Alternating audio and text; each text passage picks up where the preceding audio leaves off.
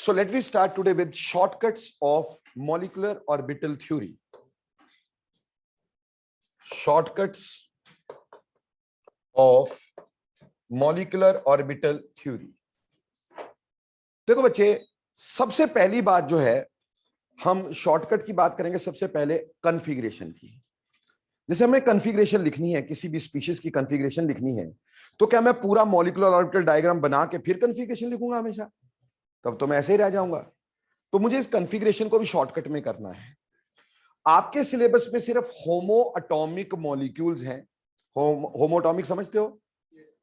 यानी जिसमें दो एटम सेम हो, जैसे O2, N2, F2, इस तरह की चीजें हैं, ठीक। लेकिन ऐसा नहीं है कि मॉलिक्यूलर ऑर्बिटल थ्योरी सिर्फ इसी पे लगती है। मॉलिक्यूलर ऑर्बिटल थ्योरी हेटेरोटॉमिक पे भी लगती है, किसी भी मॉलिक्यूल पे लगती है, लेकिन वो थ्योरी आपके काम की नहीं होती है, ठीक। आपको सिर्फ होमोटॉमिक पढ़ना है, लेकिन कुछ चीजें हम बताएंगे जिससे आपका हेटेरोटॉमिक वाली चीजें भी सॉल्व होंगी, ठीक। पहले शॉर्टकट की बात करते हैं, तो पहले हम कॉन्फ़िगरेशन को शॉर्टकट में पढ़ेंगे कि कॉन्फ़िगरेशन कैसे निकालेंगे शॉर्टकट में। कॉन्फ़िगरेशन देखो प्यारे बच्चों, अगर हम कॉन्फ़िगरेशन की बात करते हैं तो हमें पता है एटॉमिक ऑर्बिटल्स में हमारे पास पहले 1s आता है, उसके बाद 2s आता है, उसके बाद हमारे पास 2p आता है, फिर आगे 3s एटसेट्रा आएगा। अपने को तो 2p तक ही है, उससे आगे तक तो है भी नहीं।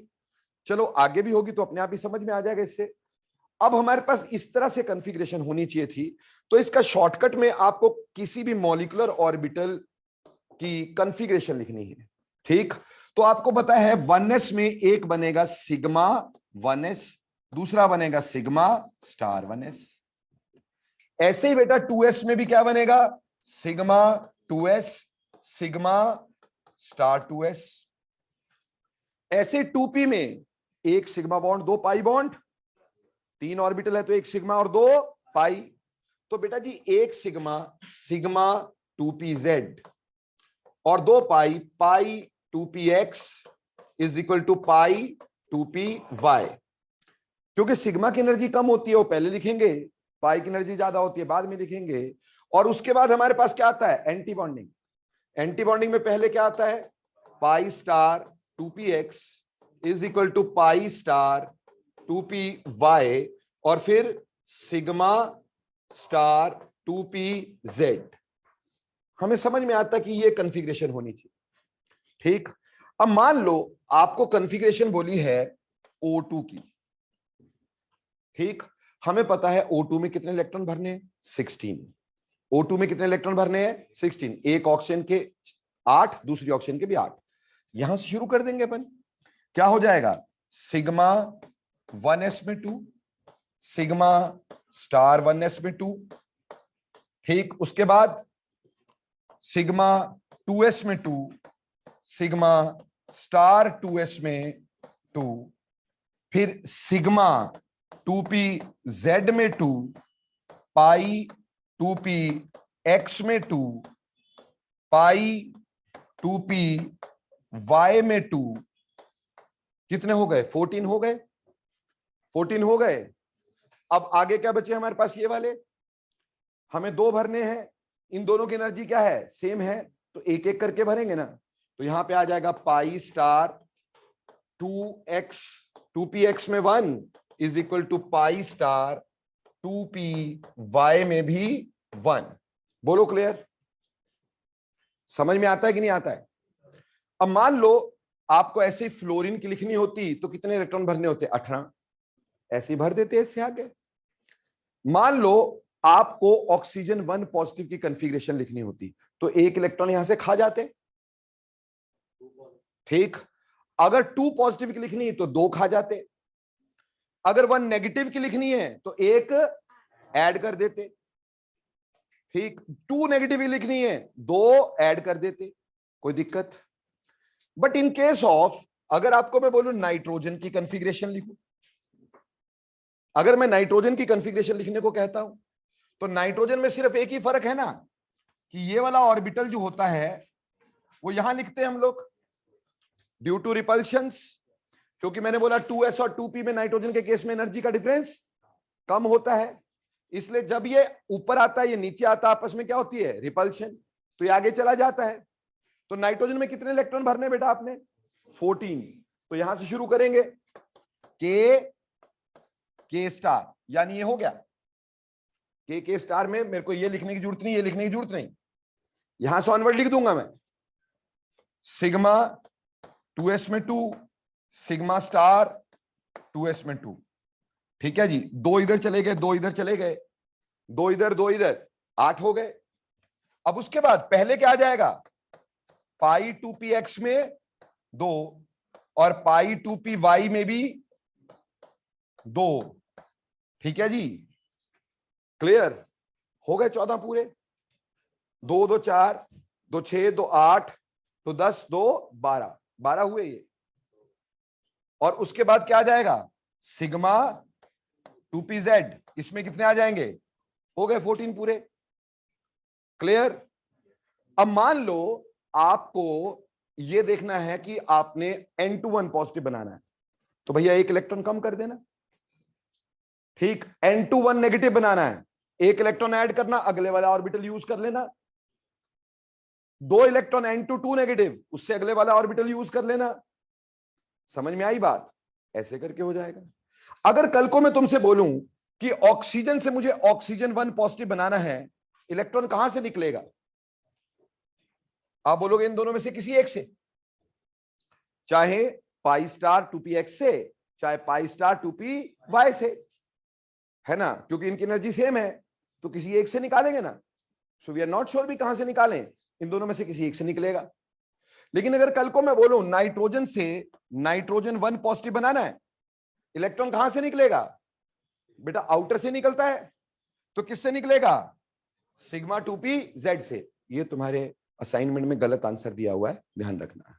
ठीक, जब असाइनमेंट करोगे उसमें गलत आंसर दिया, नाइट्रोजन को नाइट्रोजन 1 पॉजिटिव बनाने में इलेक्ट्रॉन कहां से निकलता है? जो वैलेंस शेल, जो सबसे बाद वाली होगी वहीं से निकलेगा ना, जिसकी एनर्जी सबसे ज्यादा होगी वहीं से निकलेगा। तो एनर्जी सबसे ज्यादा इसी की है, सबसे ऊपर यही है, इलेक्ट्रॉन इसी से निकलेगा। गॉट इट और नॉट? तो ऐसे बेटे हम इलेक्ट्रॉन निकाल लेते। तो बोलो कॉन्फ़िगरेशन का समझ में आ जाता है, कोई दिक्कत तो नहीं है। तो पहली बात हो गई कॉन्फ़िगरेशन। अब बेटा ये वाली कॉन्फ़िगरेशन जो है ऐसी वाली, ये किसके लिए? नाइट्रोजन के लिए, बोरोन के लिए, कार्बन के लिए ऐसी वाली कॉन्फ़िगरेशन, और ऑक्सीजन से ऊपर वालों के लिए या ऑक्सीजन वालों के लिए ऐसी वाली कॉन्फ़िगरेशन। सिर्फ एक ही फर्क है यहां वाला, बस, बाकी कुछ में नहीं है। बोलो कॉन्फ़िगरेशन क्लियर? अब चलते दूसरा शॉर्टकट। दूसरा शॉर्टकट था बॉन्ड ऑर्डर निकालना। ठीक, अब बॉन्ड ऑर्डर निकालना है बच्चों। अब बॉन्ड ऑर्डर निकालते कैसे हैं बच्चे? Bonding electron minus anti bonding electron divide by 2। क्या जिंदगी में सारी कॉन्फ़िगरेशन लिख करके करेंगे यार? उसमें टाइम बहुत लगेगा। तो एक छोटा सा शॉर्टकट देते हैं आप। अगर टोटल इलेक्ट्रॉन 14 होते हो, अगर टोटल इलेक्ट्रॉन 14 होते हो तो बॉन्ड ऑर्डर 3 होता है। टोटल इलेक्ट्रॉन 14 होते हो तो बॉन्ड ऑर्डर 3 होता है।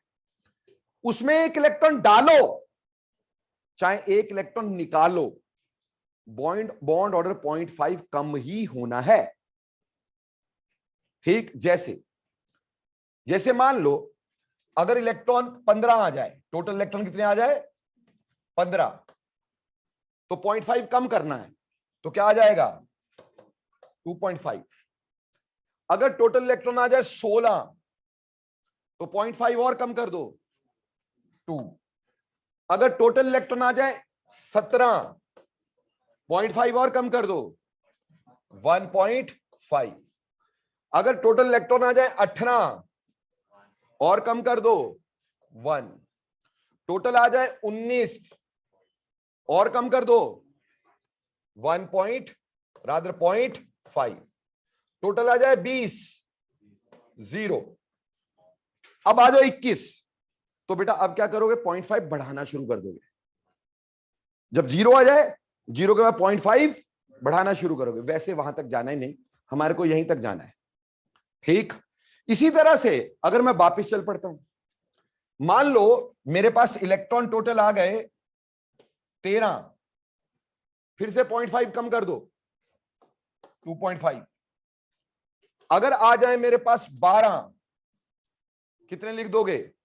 2। अगर मेरे पास आ जाए 11, कितना लिखोगे? 1.5। अगर मेरे पास आ जाए 10, 1। अगर मेरे पास आ जाए 9.5, अगर मेरे पास आ जाए 8, 0। आपको यहां से 8 से 20 तक ही पूछते हैं, बाकी तुम वैसे भी निकाल सकते हैं इजीली, बाकी तो कॉन्फ़िगरेशन से निकाल सकते हैं। बड़ी वाली कॉन्फ़िगरेशन जो है उसमें इस तरह से ध्यान रखना, यानी हमने एक यार्डस्टिक लिया 14, अगर 14 इलेक्ट्रॉन है टोटल तो बॉन्ड ऑर्डर 3 है। जैसे प्यारे बच्चों, कल को मेरे पास एक स्पीशीज है O2, O2 1 positive, O2 1 negative, O2 2 negative. बोला इसका बॉन्ड ऑर्डर का ऑर्डर लगा दो। क्या कहा? बॉन्ड ऑर्डर का ऑर्डर लगा दो। ठीक है, अब बॉन्ड ऑर्डर का ऑर्डर लगाना है। ठीक, तो हमें अच्छी से पता है इधर इलेक्ट्रॉन टोटल कितने हैं? 16, तो बॉन्ड ऑर्डर क्या आ गया? 2। बोलो क्लियर? यहां इलेक्ट्रॉन कितने हैं? 15, तो यहां 15 है तो क्या आएगा? 2.5। यहां कितने हैं?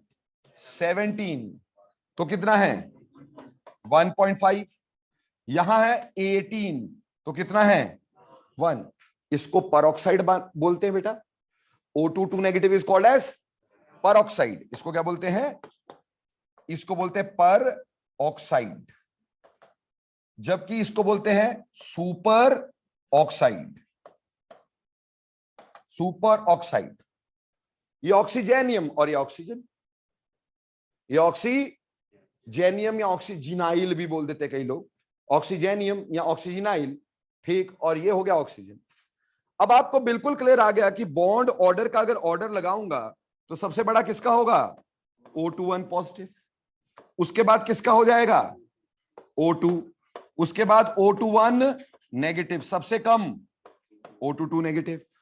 क्लियर हो गया? अब आपको यह भी पता है जिसका बॉन्ड ऑर्डर ज्यादा उसकी बॉन्ड एनर्जी ज्यादा। ठीक, तो अगर मैं इधर बॉन्ड एनर्जी का ऑर्डर पूछूं तो भी क्या लिखोगे? O2 1 positive is greater than O2, which is greater than O2 1 negative, which is greater than O2 2 negative. अगर मैं कल को बोल दूं बॉन्ड लेंथ का ऑर्डर लगा दो, तो बॉन्ड ऑर्डर से उल्टा लिखोगे, क्या आ जाएगा? O2 1 positive is less than O2, less than O2 1 negative, less than O2 2 negative. बोलो क्लियर? तो चुटकी में सॉल्व हो गया, ये मुश्किल तो नहीं लगेगा अब ये। इसी तरह से मान लो कल को मेरे पास स्पीशीज कुछ इस तरह की आ गई दोस्तों। बोला N2 1 positive, N2 1 negative, N2 2 negative. अब इसमें बॉन्ड ऑर्डर का ऑर्डर लगाने को बोल दिया, बॉन्ड एनर्जी का ऑर्डर लगाने को बोल दिया, बॉन्ड लेंथ का ऑर्डर निकालने को बोल दिया। बोलो इसमें इलेक्ट्रॉन टोटल 14, इसमें कितने? 13, इसमें कितने? इसमें कितने? ठीक, अगर इलेक्ट्रॉन 14 होते तो बॉन्ड ऑर्डर 3, 13 होते, 15 होते, 16 होते हैं। तो बॉन्ड ऑर्डर का ऑर्डर अगर लगाना हो मेरे को तो कैसे लगाऊंगा भाई? बॉन्ड ऑर्डर का order N2 greater than N2 1 positive equal to N2 1 negative greater than N2 2 negative. बोलो एम आई क्लियर? लेकिन बॉन्ड एनर्जी कभी सेम नहीं होती। बॉन्ड ऑर्डर सेम हो सकता है, बॉन्ड एनर्जी सेम नहीं होती। ये तो पक्का है कि बॉन्ड ऑर्डर ज्यादा तो बॉन्ड एनर्जी ज्यादा, इसलिए N2 की बॉन्ड एनर्जी तो ज्यादा है ही है। जहां बॉन्ड ऑर्डर सेम है वहां देखना है। वहां मैंने बोला था जिसपे पॉजिटिव चार्ज ज्यादा उसकी बॉन्ड एनर्जी ज्यादा, क्योंकि इसका न्यूक्लियर चार्ज ज्यादा होगा। तो हमारे पास यहां पे आ जाएगा N2 1 positive greater than N2 1 negative which is greater than N2 2 negative. और अगर बॉन्ड लेंथ का ऑर्डर बोलोगे तो इससे ऑपोजिट चल पड़ोगे। N2 is less than N2 1 positive is less than N2 1 negative is less than N2 2 negative। बोलो clear? समझ में आता है? इधर ही थोड़ा हेट्रोटॉमिक पे भी देख लेते हैं दोस्तों। ठीक, मान लो हमारे को बोला कि Cn negative, CO, NO1 positive, इन तीनों का बॉन्ड ऑर्डर बताओ। तो क्या मुश्किल है यार? कार्बन में कितने इलेक्ट्रॉन? 6। नाइट्रोजन में कितने? 7। 6 और 7 13। 1 नेगेटिव का मतलब 14। तो 14 का बॉन्ड ऑर्डर 3। बोला कार्बन मोनोऑक्साइड का, कार्बन में 6, ऑक्सीजन में 8, टोटल 14। 14 का bond order 3। NO1 positive, nitrogen में 7, ऑक्सीजन में 8, 15। 15 में से एक चला गया, 14, 3। तो चाहे हेट्रोटॉमिक हो चाहे होमोटॉमिक हो, आराम से लगाओ, कोई दिक्कत ही नहीं। सिर्फ एक एक्सेप्शन ध्यान में रखना, ठीक? देखो बच्चे, ये जो एक्सेप्शन है ये वैसी एक्सेप्शन, देखो बॉन्ड कभी 3 से ज्यादा नहीं होते, कभी भी 3 से ज्यादा बॉन्ड नहीं बन सकते, क्योंकि अगर 3 से ज्यादा बॉन्ड बनाएंगे, जैसे बॉन्ड ऑर्डर बढ़ता है बॉन्ड लेंथ छोटी हो जाती है। जैसे कार्बन में 4 इलेक्ट्रॉन है, तो ऐसा क्यों नहीं होता कि कार्बन ऐसे 4 बॉन्ड बना ले? फिर तो इसको किसी की जरूरत ही नहीं है। क्या कभी कार्बन में 4 बॉन्ड देखे?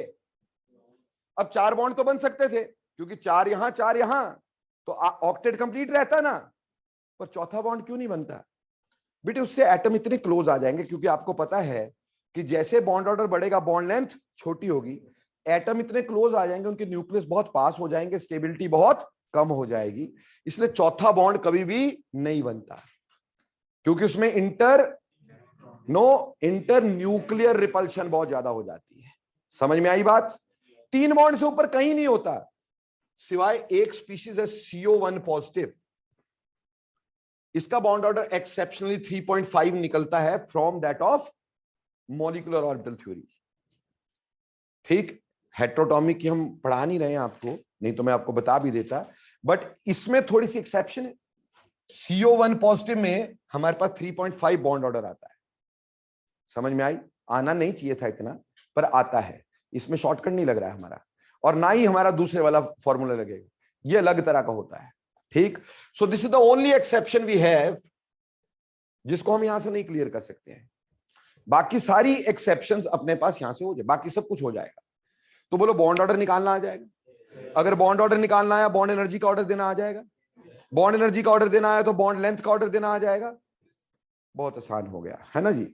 तो अब आपको बॉन्ड ऑर्डर भी बड़ी इजीली पता चल गया, सिर्फ ये है कि 14 इलेक्ट्रॉन टोटल देखने का, बात ही खत्म।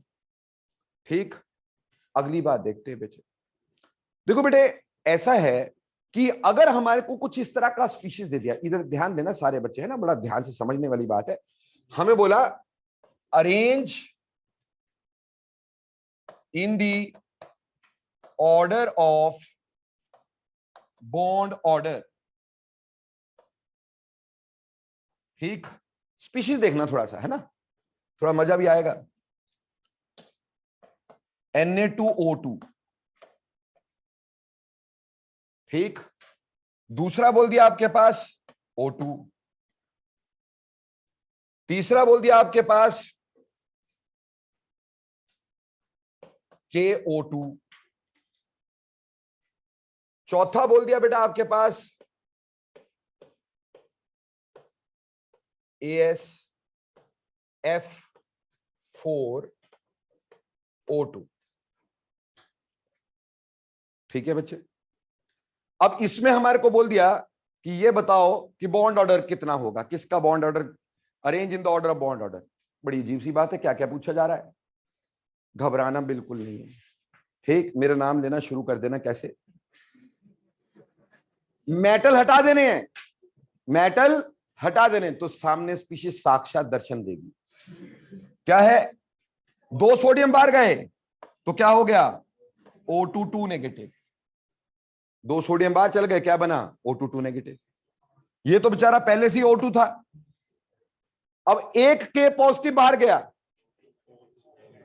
क्या रह गया यहां पे? O21 नेगेटिव रह गया। ठीक, क्लियर हो गया? इसको भी मैंने थोड़ा सा गड़बड़ लिखा है, इसको सही लिख देते हैं दोस्तों, ठीक, ताकि आपको कोई गड़बड़ ना लगे। ये ऐसे लिखा जाता है O2 AsF4। अब जो आर्सेनिक है, आर्सेनिक नाइट्रोजन फैमिली का मेंबर है। नाइट्रोजन फैमिली की दो तरह की कोवेलेंसी होती है, 3 और 5, और नीचे जाते हुए इनर्ट पेयर इफेक्ट के चलते कौन सी ज्यादा स्टेबल होती है? 3। तो आर्सेनिक की 3 होनी चाहिए थी, बट इसका 4 क्या लगे हैं? फ्लोरीन। इसका मतलब यह है कि एक F नेगेटिव लगा होगा, यानी इसके ऊपर ये नेगेटिव चार्ज होगा, तो इसके ऊपर क्या होगा? पॉजिटिव। सर हमें कैसे पता चलेगा? अरे सिंपल बात, हमेशा NaCl लिखते कभी Cl ने लिखा? हमेशा पहले पॉजिटिव लिखते हैं और बाद में नेगेटिव लिखते हैं। तो ये पहले वाली चीज क्या होनी चाहिए? पॉजिटिव, और बाद वाली क्या होनी चाहिए? नेगेटिव। अब इस पे नेगेटिव चार्ज 1 कैसे निकला? वो सिंपल कंसेप्ट था कि आर्सेनिक की वैलेंसी या तो 3 हो सकती थी या 5 हो सकती थी।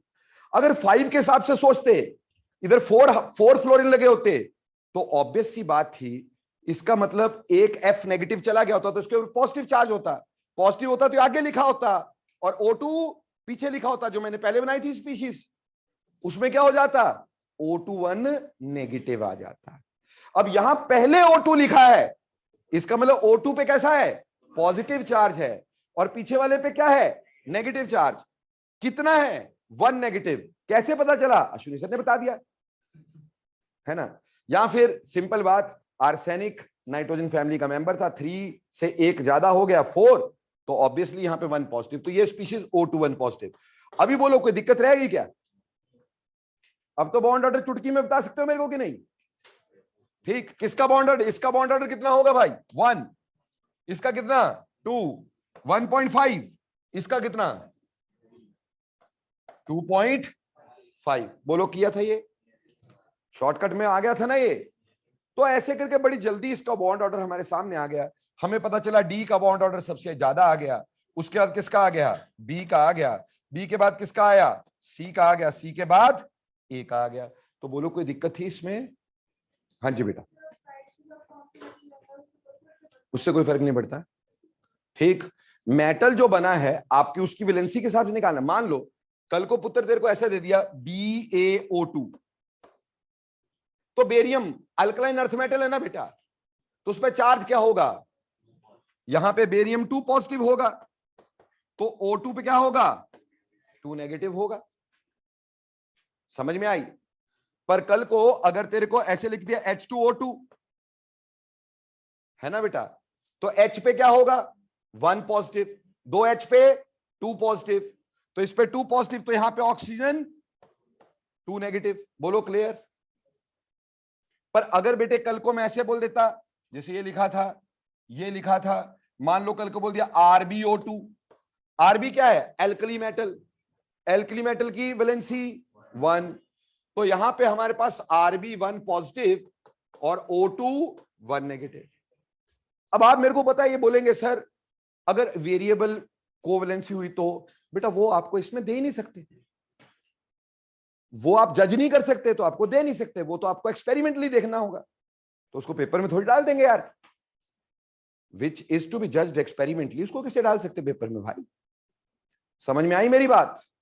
ठीक, तो आपको अल्कली मेटल के साथ, अल्कलाइन अर्थ मेटल के साथ, हाइड्रोजन के साथ, जिनकी वैलेंसियां वेरिएबल नहीं होती है, उनके साथ दे देते हैं।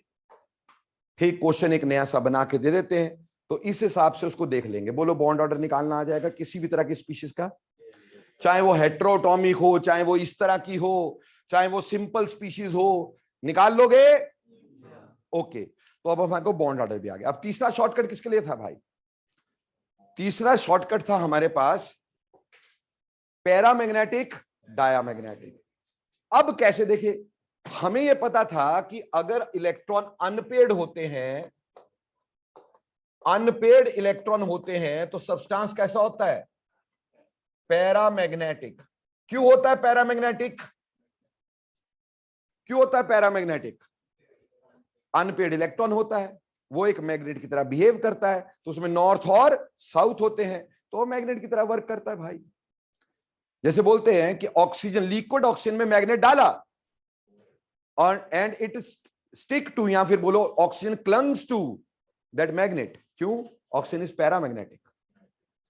वहीं नाइट्रोजन में डालो, नाइट्रोजन नहीं चिपकेगी, क्यों? डायामैग्नेटिक।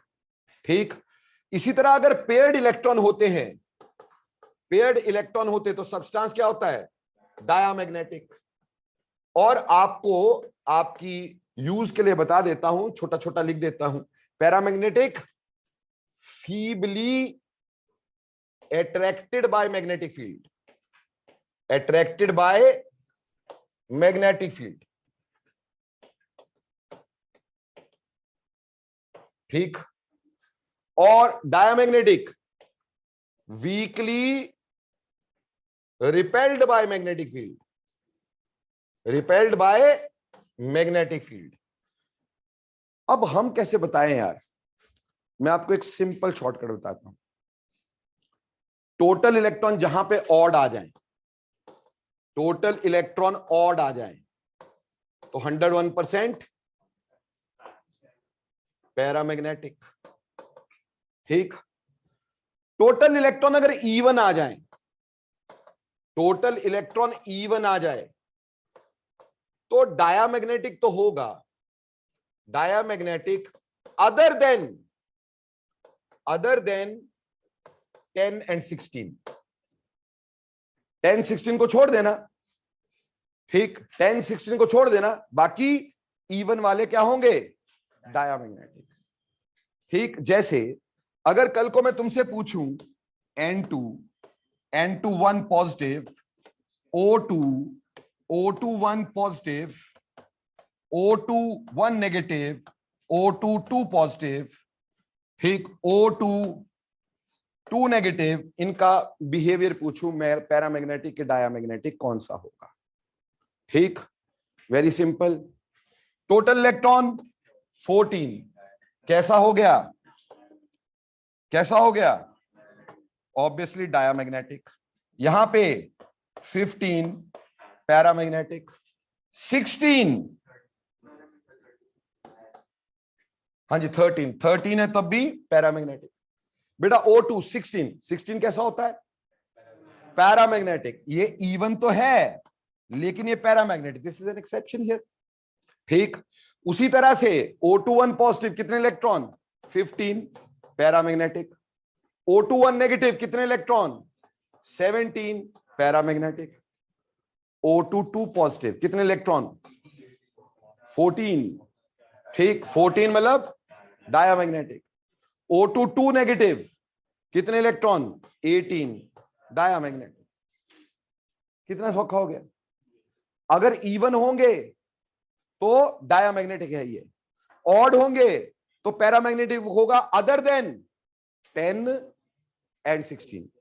कल को मैं तुम्हें बोलूं B2 C2 N2 O2 F2, इसमें बोला कि आप बताओ कौन पैरामैग्नेटिक कौन डायामैग्नेटिक। B2 में कितने इलेक्ट्रॉन टोटल? B2 में कितने? 5, एक बोरोन में 5, दूसरी बोरोन में 10 छोड़ने को बोला था तो क्या होगा? पैरामैग्नेटिक। C2 में 12 इवन है, डायामैग्नेटिक। इसमें 14 डायामैग्नेटिक, इसमें 16 छोड़ने को बोला था, पैरामैग्नेटिक। इसमें 18, बोलो क्लियर? एक क्वेश्चन और देते इस पे, बोलो समझ में आ रहा है? एक क्वेश्चन और देते हैं, बोला which of the following species, which of the following species is paramagnetic? Which of the following species is paramagnetic? Species क्या दे रखे हैं? Na2O2, ओजोन,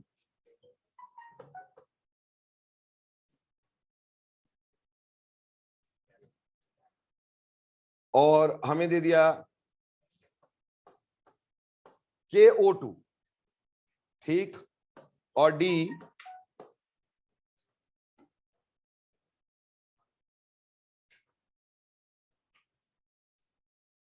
सॉरी यहां पे लिखते हैं H2O2 और KO2। ये जो है हमारे पास, इसको लिखा मैंने H2O2। अब बोला कौन पैरामैग्नेटिक है? कैसे बताओगे भाई? यहां पे अपने पास क्या आया? O2 2 नेगेटिव, पेयर्ड है सारे के सारे, कैसा रहेगा? डायमैग्नेटिक। ओजोन टोटल इलेक्ट्रॉन कितने हुए? 24, पेयर्ड है सारे, कैसा होगा? डायमैग्नेटिक। H2O2 में क्या निकलेगा? 2 नेगेटिव, क्या रहेगा? और KO2 O2 1 पॉजिटिव हो गया, ऑड तो क्या आएगा? पैरामैग्नेटिक। सिंपल है ये। ओ हाँ, O2 नेगेटिव रहेगा। ठीक है जी, बोलो क्लियर होता है? तो ये शॉर्टकट चलेगा सब जगह? तो बस सिंपल सी बात हो गई, टेंशन किसी बात की रही नहीं है हमारे को। यही चीजें निकालनी होती है, या तो आपको कॉन्फ़िगरेशन बतानी होती है। कंपटीशन में कौन सा मॉलिक्यूलर ऑर्बिटल डायग्राम बना के दिखाओगे? और अगर दिखाओगे तब भी बना सकते हो, है ना भाई? आपको कॉन्फ़िगरेशन आ जाए तो कॉन्फ़िगरेशन के हिसाब से तो एमओटी बनाना है ना। एमओडी तभी बनाओगे ना भाई कॉन्फ़िगरेशन के हिसाब से। तो एमओडी बनाना भी आ गया। +1 में हमें पूछेंगे N2 का मॉलिक्यूलर ऑर्बिटल डायग्राम बना दो, बना दोगे? O2 का मॉलिक्यूलर ऑर्बिटल डायग्राम, F2 का मॉलिक्यूलर ऑर्बिटल डायग्राम बना दोगे क्या? O2 1 पॉजिटिव का बोल दिया, बना लोगे? ठीक।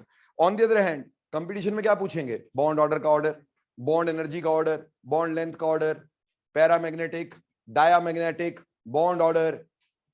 क्या कर लोगे सारा? कोई दिक्कत है इसमें? खत्म हो गया ना? यही सब कुछ था। अब रही बात, इसमें एक क्वेश्चन तुम्हारे लिए छोड़ा मैंने, जो कि मैंने आपके नोट्स में वेल लिख के भेज दिया हुआ है। Difference between bonding and anti bonding molecular orbitals. Difference between bonding and anti bonding molecular orbitals. क्या अपने लेवल पे करने की कोशिश करोगे? वैसे तो मैं हल्का हल्का बता देता हूं, ठीक, हल्का हल्का क्या पूरा पूरा बता देता हूं। अगर बॉन्डिंग की बात करो तो बॉन्डिंग जो होता है वो कंस्ट्रक्टिव इंटरफेरेंस की वजह से होता है कि नहीं? और एंटी बॉन्डिंग किसकी वजह से होता है? डिस्ट्रक्टिव इंटरफेरेंस की वजह से। बॉन्डिंग बनता है जब इन फेस वेव्स पास आती है, एंटी बॉन्डिंग कब बनता है? आउट ऑफ फेस पास आती है। बॉन्डिंग में सेम साइन की लोब्स कंबाइन करती हैं, एंटी बॉन्डिंग में ऑपोजिट साइड की लोब्स पास आती है। बॉन्डिंग की एनर्जी कम होती है, एंटी बॉन्डिंग की एनर्जी ज्यादा होती है। बॉन्डिंग ज्यादा स्टेबल होते हैं, एंटी बॉन्डिंग कम स्टेबल होते हैं। बॉन्डिंग में electrons are under the influence of two nucleus, anti bonding में electrons are actually not under the influence of two nucleus. ठीक। बॉन्डिंग में एडिशनल नोड नहीं बनता, जो नोड पहले से वो रहेगा, एडिशनल नोड नहीं बनेगा। एंटी बॉन्डिंग में एडिशनल नोड बनता है, एंटी बॉन्डिंग में एडिशनल नोड बनता है ना भाई।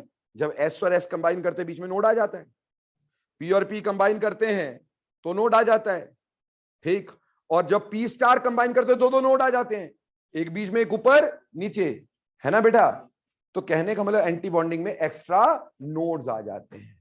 एंटी बॉन्डिंग इलेक्ट्रॉन्स मॉलिक्यूल को अनस्टेबल बनाते हैं, बॉन्डिंग इलेक्ट्रॉन्स मॉलिक्यूल को स्टेबल बनाते हैं। हो गया सारा क्लियर? बॉन्डिंग एंटी बॉन्डिंग में फर्क समझ में आता है? हाँ जी बोलिए जी। ऐसा नहीं बोल सकते क्योंकि रिपल्शन का ही नहीं है, बट ये है कि दो अलग अलग क्लाउड है, तो एंटी बॉन्डिंग के इलेक्ट्रॉन जो हैं वो दोनों न्यूक्लियस को एट वंस इन्फ्लुएंस में नहीं लेके आ रहे हैं। समझ में आई बात? क्लियर? एक क्लाउड में एक का न्यूक्लियस, दूसरे क्लाउड में दूसरे का न्यूक्लियस, जबकि बॉन्डिंग में एक ही क्लाउड बन जाता है ना, तो electrons are under the influence of two nucleus. बोलो clear? No, bonding anti bonding का फर्क समझ में आ गया, एमओटी पूरी तरह समझ में आ गई। अब जो बचा कुचा था उस सब का आंसर हमें किसने दे दिया? मॉलिक्यूलर ऑर्बिटल थ्योरी ने दे दिया, जो भी बचा था हमारे पास। हालांकि इससे ऊपर बड़ी सारी थ्योरीज हैं, ठीक, यही नहीं है, आगे जाते रहोगे लिगेंड फील्ड थ्योरी, कई तरह की थ्योरीज आती है, बट आपको इतना ही पढ़ना है। फ्रंटियर ऑर्बिटल थ्योरी होती है, आगे कई तरह की थ्योरीज होती है, बट आपको इतना ही पढ़ना है। और उम्मीद करता हूं अब एमओटी क्लियर है आपको, और उसका हर तरह का क्वेश्चन अब आप कर सकते हैं, ठीक। अब आप घर पे करें और मेरे को बताएं, नहीं समझ में आता तो भी बताएं। अब बेटा हम आगे चलने से पहले 3 तरह के ओवरलैप्स आपके साथ डिस्कस करना चाहेंगे। जैसे हमारे को एक क्वेश्चन आया था, किसमें बॉन्डिंग बन सकती है? कौन बॉन्डिंग में पार्टिसिपेट नहीं कर रहा है, किसमें एंटी बॉन्डिंग बन सकती है, कौन सा ओवरलैप परमिटेड ही नहीं है। ठीक, तो ओवरलैप्स, टाइप ऑफ ओवरलैप्स आगे पढ़ा रहा हूं। ठीक, types of overlap, types of overlaps. देखो बेटा, ओवरलैप के टाइप हम 3 तरह के लेते हैं। ठीक, एक होता है जिसको बोलता है positive overlap, positive overlap. Positive overlap कब बोला जाता है बेटा? बेटा पॉजिटिव ओवरलैप तब बोला जाता है if lobes of same sign combines। अगर सेम साइन की लोब्स कंबाइन करती हैं उसको अपन पॉजिटिव ओवरलैप बोलते हैं। जैसे प्यारे बच्चों, हम बना के देखते हैं इसके। ठीक, जैसे हमने पढ़ा था कि अगर S, बेटा S को हम एक ही लोब साइन देते, दैट इज पॉजिटिव। इसको नेगेटिव साइन नहीं देते अंटिल सब्ट्रैक्शन ना हो रही हो। इनिशियली इसको कैसे साइन देते हैं? हमेशा पॉजिटिव। ठीक, और इसमें हमने 2S को पास लाया। अब ये ओवरलैप सेम साइंस में हुआ तो इसको पॉजिटिव ओवरलैप बोलेंगे। और इसके रिजल्ट से जो मॉलिक्यूलर ऑर्बिटल बनाया था हमने, ठीक, इसमें हमारे पास क्या बन जाएगा? सिग्मा S, है ना भाई, बॉन्डिंग बनता है। तो जो पॉजिटिव ओवरलैप होती है उससे हमेशा क्या बनता है? बॉन्डिंग। सेम साइन की लोब्स जब कंबाइन करती है हमेशा क्या बनता है? बॉन्डिंग। क्लियर? ऐसे ही बेटा आपको मैंने बताया था कि अगर मान लो P है, ये पॉजिटिव लोब है, ये नेगेटिव है, और ये मैंने पॉजिटिव लिख दी है, ये नेगेटिव लिख दी है। अब कोई बच्चे मेरे को ये बोलते सर इधर पॉजिटिव आपने इधर लिख दिया, इधर पॉजिटिव आपने ये लिख दिया, आपके पापे का राज है। अरे नहीं बेटा, ये सिर्फ समझाने के लिए लिखा है कि 2 लोब्स पॉजिटिव पॉजिटिव वाली पास आई। अब इलेक्ट्रॉन कैसे पास आ रहे हैं 3 डायमेंशनल स्पेस में, वो कैसे भी आ सकते हैं ना भाई। उसमें पॉजिटिव और पॉजिटिव लोब पास आ सकती है, पॉजिटिव और नेगेटिव लोब पास आ सकती है, वो तो सारी पॉसिबिलिटीज है। हम ये बोल रहे हैं कि पॉजिटिव और पॉजिटिव पास आ गई और इसमें क्या हो गया? एडिशन भी हो गया। एडिशन हुआ तो इसमें ओवरलैप हो गया। ओवरलैप हमने ऐसा शो किया, यहां नेगेटिव नेगेटिव, यहां पॉजिटिव और पॉजिटिव। उसके रिजल्ट से कैसा बना? यहां नेगेटिव, बीच वाली लोब्स पॉजिटिव वाली। अब क्योंकि एंड टू एंड ओवरलैप हुआ ना भाई, तो क्या नाम दोगे इसको? Sigma P। End to end से क्या बनता है? सिग्मा। तो सिग्मा P आ गया।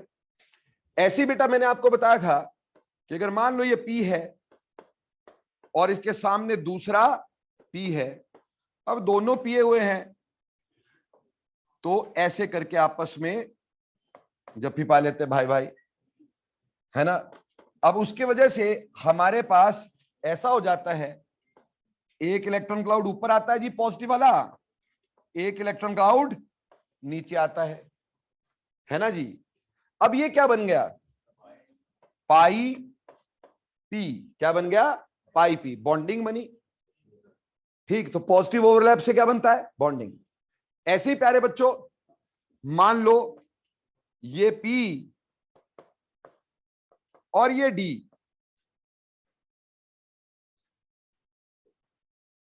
है ना जी। अब D का पॉजिटिव नेगेटिव, यहां पॉजिटिव यहां नेगेटिव, समझे? अब बना लो फिर भैया, ओवरलैप करवा दो। ये पॉजिटिव नेगेटिव और ये D, ये भी D, ये पॉजिटिव ये नेगेटिव, ये पॉजिटिव ये नेगेटिव। अब देखो भैया, एक क्लाउड तो ये बना, एक क्लाउड ये बना, है ना। तो एक हमने ये बना दिया पॉजिटिव वाला, एक हमने ये बना दिया नेगेटिव वाला। समझे कि नहीं समझे? और यहां छोटी सी टुंडी इसकी बची हुई, और यहां इसकी टुंडी बची हुई है पॉजिटिव वाली, ये नेगेटिव वाली। ये वाले है ना, ये वाले, ये तो बचे ना। तो इसको क्या बोलेंगे? इसको बोलेंगे इसको बोलेंगे पी पाई डी पाई, क्योंकि इसमें पी और डी ऑर्बिटल पार्टिसिपेट किए ना भाई, और आपस में क्या बना पाई, तो बोल दिया पी पाई डी पाई। ऊपर वाला था पी पाई है ना, पी और पी में पाई था, अब पी और डी में पाई था, इसको पी पाई डी पाई बोल देते, ऊपर पी पाई बोल देते। ऐसे मान लो 2 डी भी बना के देखो, शायद बन जाए तुम्हारे से। हाँ जी, यहां पॉजिटिव यहां नेगेटिव, यहां पॉजिटिव यहां नेगेटिव, ऐसे ले लिया मैंने, यहां प्लस,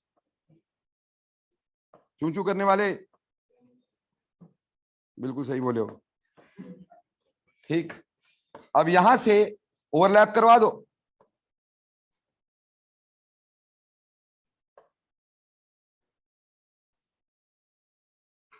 ठीक है जी, positive positive positive positive, negative negative negative, ठीक। अब इससे क्या बना होगा भैया, देखो एक तो ये वाला इलेक्ट्रॉन क्लाउड कॉमन, ये वाला इलेक्ट्रॉन क्लाउड कॉमन, लो जी ये वाला ये पॉजिटिव और नेगेटिव, इधर वाली 2 टुंडियां रह गई, ये पॉजिटिव टुंडी है नेगेटिव, इधर वाली भी 2 टुंडियां रह गई, ये पॉजिटिव और ये नेगेटिव। बोलो क्लियर, क्या नाम दो,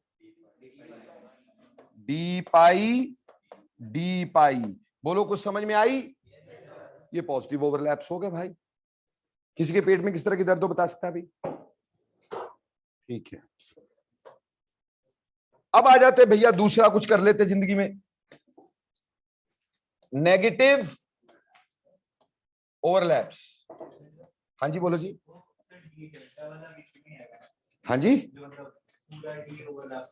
वो डी डेल्टा होता है जब चारों लोब्स कंबाइन करेंगी, हाँ हाँ, उसमें फिर यहाँ पे 4 बनेंगे, एक के ऊपर एक ऐसे पीछे पीछे दिखाएंगे, एक आगे पीछे ऐसे करके दिखाएंगे।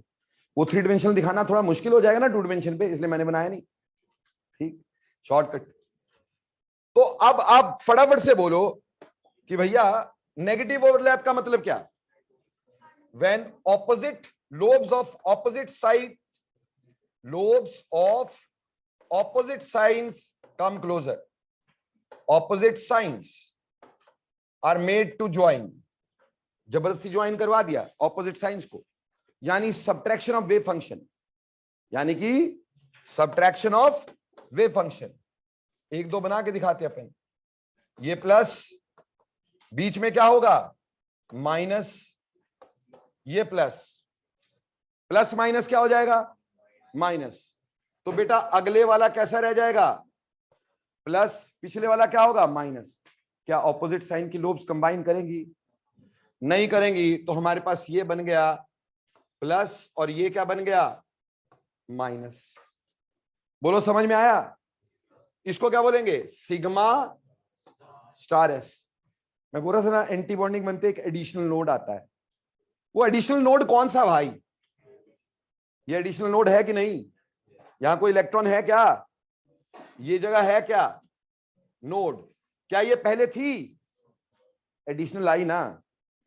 ऐसे ही बेटा अगर मैं पी और पी को ज्वाइन करूं, प्लस माइनस बीच में माइनस प्लस माइनस, अब ऑब्वियसली ये माइनस प्लस क्या हो जाएगा साइन उल्टे हो जाएंगे, साइन उल्टे हो जाएंगे तो फिर हमारे पास ये वाला बड़ा अगले वाला छोटा, ये वाला बड़ा अगले वाला, मतलब जो पास पास आ रही है लोब वो छोटी हो गई, जो दूर दूर जा रही है बड़ी हो गई, ठीक। यहां नेगेटिव और यहां पॉजिटिव, यहां पॉजिटिव तो यहां नेगेटिव।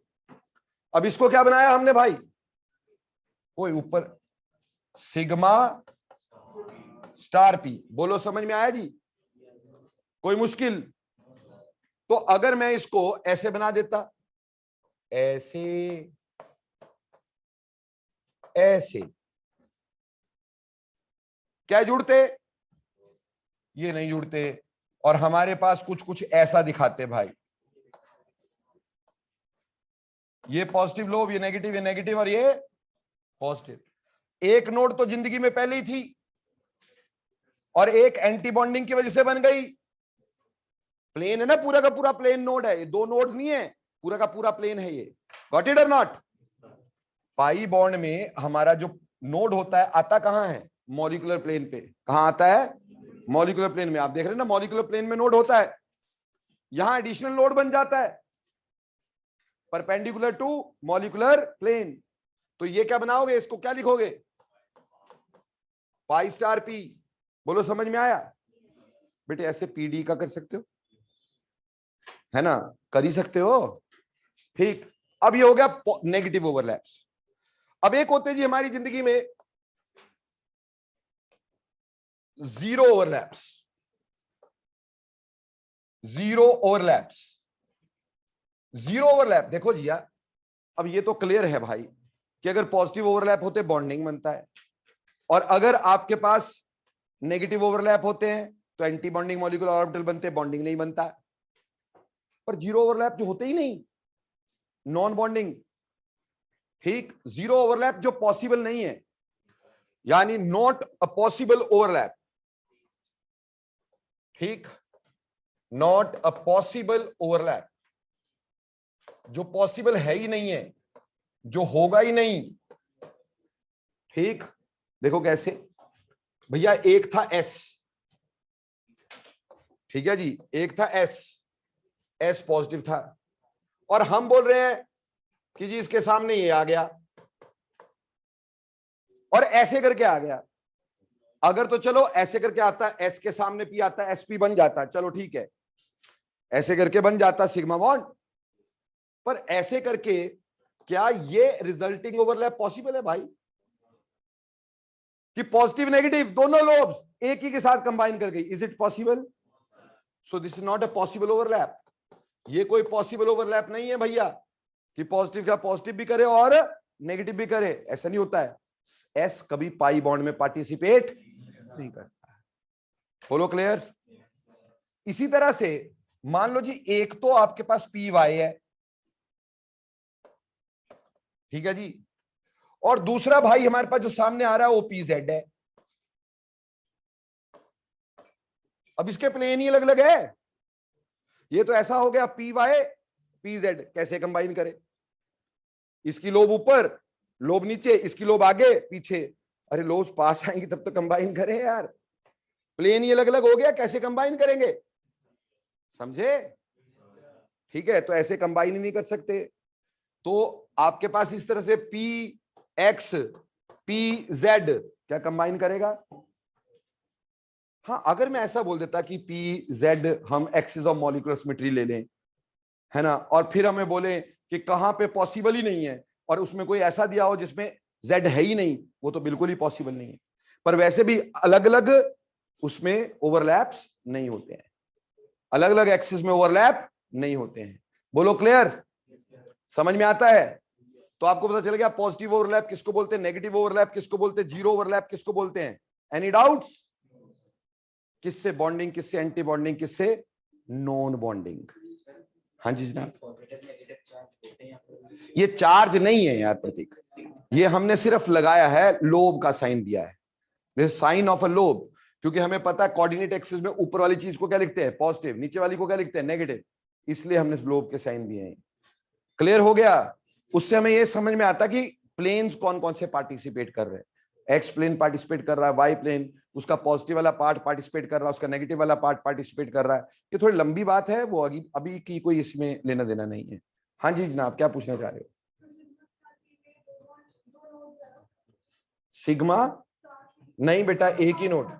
हाँ, पाई स्टार पी में दो नोड्स हैं, one node is here, another node is this total plane, दो नोड्स। ठीक, हाँ जी जनाब।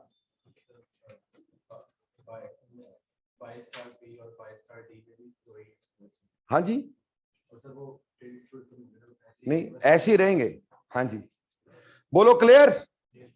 तो ऐसे ऑर्बिटल्स होते भाई, ऐसे उनके मॉलिक्यूलर ऑर्बिटल्स की क्या होती है, शेप होती है।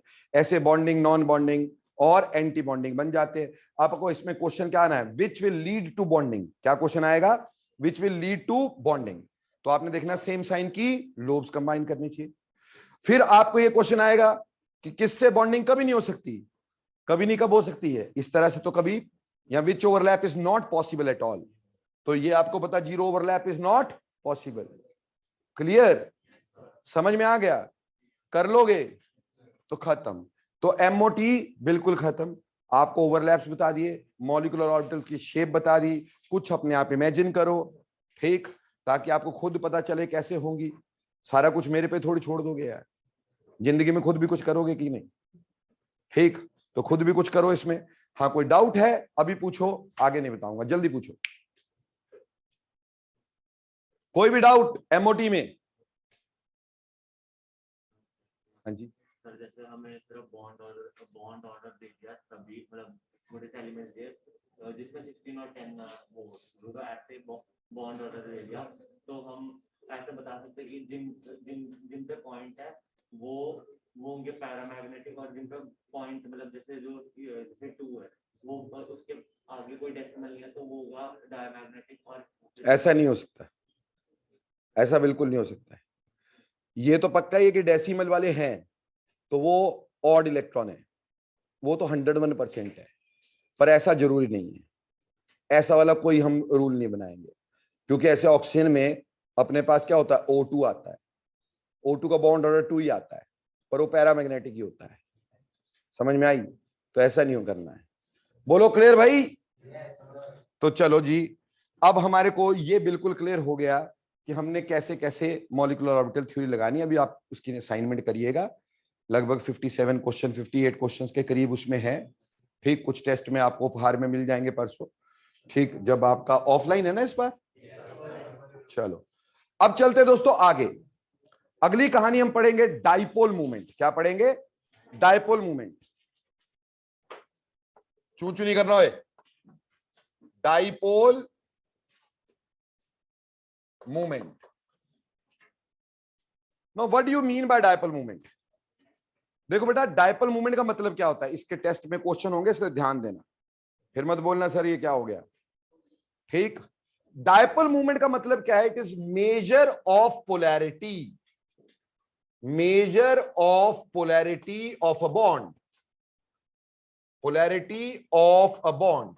कोई एक बॉन्ड है, और बॉन्ड जब डिफरेंट एटम का मिलकर बनता है तो उसकी कुछ पोलैरिटी होती है।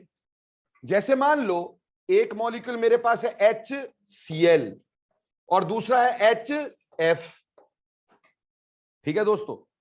अब हमें अच्छे से मालूम है कि क्लोरीन ज्यादा इलेक्ट्रोनेगेटिव है, इसके ऊपर पार्शियल नेगेटिव होगा, इसके ऊपर पार्शियल पॉजिटिव होगा, इसके ऊपर भी पार्शियल नेगेटिव होगा, इसके ऊपर भी पार्शियल पॉजिटिव होगा, यानी ये दोनों हमारे पास क्या होंगे? पोलर मॉलिक्यूल होंगे। तो क्या इनकी पोलैरिटी सेम होगी? हमें पता ऐसा नहीं होगा, हमें पता है कि फ्लोरीन इज मोर इलेक्ट्रोनेगेटिव, इस वजह से इसकी पोलैरिटी ज्यादा होगी, पर कितनी ज्यादा होगी यार, उसका मेजर भी तो बताना है, हाउ मच मोर, उसको बताने के लिए हमने डायपोल मूवमेंट को निकाला था, उसको बताने के लिए हमने डायपोल मूवमेंट को निकाला था। डायपोल मूवमेंट जब हम कैलकुलेट करते हैं, डायपोल मूवमेंट को हम mu लिखते हैं, क्या लिखते हैं? mu, ठीक, म्यू। ये जो म्यू होता है dipole movement, it is product of two things, Q into D, where Q is the charge and D is the distance of separation of charges। दो चार्जेस जो है, ठीक है, उसमें कितना डिस्टेंस है, और Q क्या है? Q है charge, Q is charge and D is distance of separation, उन चार्जेस का डिस्टेंस ऑफ सेपरेशन। बोलो समझ में आता है? जैसे प्यारे प्यारे से बच्चों, जो आपका Q होगा, ठीक, Q में हमारे पास मान लो जैसे यहां है, कितना इलेक्ट्रॉन जा रहा है? एक इलेक्ट्रॉन ट्रांसफर हो रहा है, एक इलेक्ट्रॉन ही शेयर हो रहा है ना भाई, मतलब 1 पेयर शेयर हो रहा है, उसमें से एक एटम का तो एक ही है। तो अगर ये 100% मान लो आयनिक हो जाए, मान लो 100%, तो मतलब इसने पूरा एक इलेक्ट्रॉन दिया, तो यहां चार्ज जो होगा वो लगभग एक इलेक्ट्रॉन के बराबर होगा, यहां चार्ज जो होगा वो लगभग एक इलेक्ट्रॉन के बराबर होगा। अगर मान लो ये पूरा दे दे, पर पूरा देता नहीं ना, इसलिए चार्ज पूरे इलेक्ट्रॉन के बराबर नहीं होता, पर अप्रोक्सीमेटली ये जो Q की वैल्यू रहेगी ये लगभग 1.602 इंटू 10⁻⁻⁹ कूलम होगी, अगर एक इलेक्ट्रॉन शेयर होगा। ठीक, ये आगे वाली वैल्यू पूरी नहीं होगी क्योंकि पूरा कंप्लीट चार्ज नहीं है, तो मैं सिर्फ इतना लिख दूं कि इसकी वैल्यू लगभग 10 टू पावर माइनस 19 कूलम के करीब होगी चार्ज की। आगे वाली वैल्यू क्या होगी? वेरिएबल है ना बेटा जी, पर मैग्नीट्यूड लगभग इतना ही रहेगा। मान लो 2 इलेक्ट्रॉन शेयर हो रहे होते तो मैं इस चार्ज को इंटू 2 कर देता, इस चार्ज को इंटू 2 कर देता, मैग्नीट्यूड में कोई फर्क पड़ता? 10 टू पावर माइनस 19 ही रहता लगभग। यार एक इलेक्ट्रॉन का चार्ज कितना? 1.6 into 10 to power minus 19। 2 electron का कितना? 3.2 into 10 to power minus 19। 3 electron का कितना? 4.8 इंटू 10 टू पावर माइनस 19। क्या 10 टू पावर माइनस 19 में कोई फर्क पड़ा? आगे वाली वैल्यू तो वेरिएबल है। अगर एक इलेक्ट्रॉन शेयर होता है तो लगभग चार्ज जितना लेना चाहिए था, 2 होता इससे डबल लेना चाहिए था, 3 होता तो उससे ट्रिपल लेना चाहता था। जैसे मान लो कल को मैं एमजीओ ले लेता हूं, 2 बॉन्ड बना देता हूं, मान लेते हैं 100% आयनिक है ना। क्या ये 100% आयनिक है? वो तो आगे बता देंगे आपको। आज हम परसेंटेज आयनिक कैरेक्टर भी निकालेंगे इसमें। बट यहां पे अगर मैं क्यू लेना होता तो कितना लेता? कितने इलेक्ट्रॉन है इसमें? 2। मैग्नीशियम कितना दे रहा है? 2। तो यहां 2 into 1.602 into 10 to power minus 19 लेता। पर कंप्लीट इलेक्ट्रॉन जाते हैं, जरूरी नहीं, थोड़े बहुत खिंच भी जाते हैं वापस। कोवेलेंट कैरेक्टर आता है आयनिक बॉन्ड के अंदर, तो क्या 100% इलेक्ट्रॉन जाएंगे? तो क्या यहां का charge 2 into 1.602 into 10 to power minus 19 होगा? कम होगा यार उससे। क्या होगा? कम होगा, क्योंकि ये पूरी तरह किसी भी चीज में 100% आयनिक कैरेक्टर नहीं होता है। थोड़ा बहुत क्या रहता है? Covalent character. तो कंप्लीट इलेक्ट्रॉन जाने के बाद भी थोड़ा खिंच जाता है ना बेटा जी? पढ़े हो ना ये बात? बस आपको ये समझना कि Q की जो वैल्यू है, यहां पे जो Q की वैल्यू है, इसका मैग्नीट्यूड लगभग 10 टू पावर माइनस 19 कूलम है। कितना है? 10 टू पावर माइनस 19 कूलम है। और जो बॉन्ड लेंथ, यानी इसके बीच की जो लेंथ होती है, इसके बीच की जो लेंथ होती है, वो जनरली हम एंगस्ट्रॉम्स में निकालते हैं। किसमें निकालते हैं? Angstroms. Angstrom 10 to power minus 10 metre. तो जो डिस्टेंस होता है वो 10 टू पावर माइनस 10 मीटर तक होता है। तो किसी भी डायपोल का जो मैग्नीट्यूड होता है, जो उसकी वैल्यू होती है, वो approximately 10 to power minus 29 coulomb metre से 10 to power minus 30 coulomb metre के बीच बीच में होती है। किसी भी डायपोल मोमेंट की जो वैल्यू होती है वो 10 to power minus 29 coulomb metre से, देखो 10 to power minus 19 to 10 to power minus 10, 10 to power minus 29 हुआ कि नहीं? और यहां 10 टू पावर माइनस 30 अगर बहुत ज्यादा वैल्यू हो गई कुछ छोटी, क्लियर, इसके बीच बीच में होगी। ये हो गया इसका एसआई में। ये क्या हो गया? एसआई यूनिट्स में। कूलम चार्ज का एसआई में लिया जाता है, मीटर भी एसआई में। बट जनरली हम सीजीएस यूज करते हैं। सीजीएस में एक इलेक्ट्रॉन का चार्ज कितना होता है बेटा? Yes, 4.8 into 10 to power minus 10 ESU, ऐसा बोलते हैं ना अपन लोग। अगर 2 इलेक्ट्रॉन होंगे इंटू 2, 3 इलेक्ट्रॉन होंगे इंटू 3, यानी इसका मैग्नीट्यूड अगर ESU में ले तो 10 to power minus 18, sorry 10 to power minus 10 ESU आएगा कि नहीं आएगा? अप्रोक्सीमेटली। आगे वाली वैल्यू तो वेरी होनी है, समझ रहे हो मेरी बात?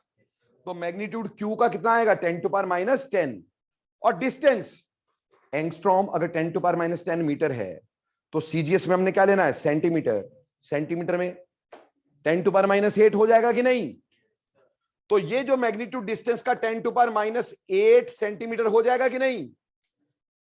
तो MU का जो मैग्नीट्यूड होगा, ठीक, इन सीजीएस वो 10 to power minus 18 ESU centimetre हो जाएगा कि नहीं हो जाएगा भाई?